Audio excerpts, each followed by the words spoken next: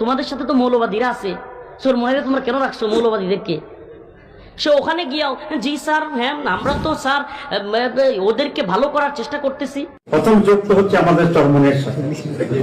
তো আমেরিকান এমবাসিতে আমি গেলাম, বলো যে তোমরা তো মৌলবাদীদের সাথে আসো, এটা কেমন কথা? আমি বলছি এটা কোনো অসুবিধা নেই, তাদের ভিতরে যে কিছু এক্সট্রিমিজম আছে আমরা ওদেরকে ওইখান থেকে দূরে আনতেছি।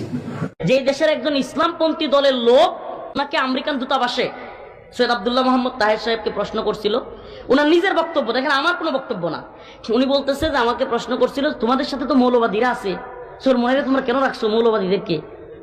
সে ওখানে গিয়াও জি স্যার, হ্যাঁ আমরা তো স্যার ওদেরকে ভালো করার চেষ্টা করতেছি। কারে জবাব দেয়? মানে আল্লাহরে প্রভু না মাইনা আমরা এই আমেরিকা এবং পশ্চিমকে প্রভু মানতেছি। তাই লাগলে কিছু করার নাই, কিন্তু আমাদেরকে বলতে হচ্ছে ভাই। প্রিয় ভাইরা আমার,